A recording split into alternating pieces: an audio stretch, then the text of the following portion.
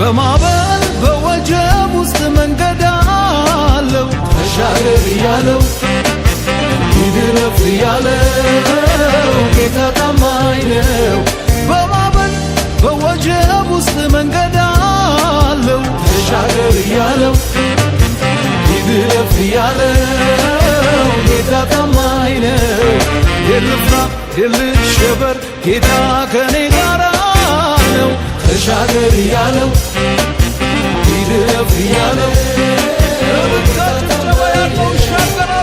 እሻገራለሁ እልፍራለሁ ጌታ ታማኝ ነው።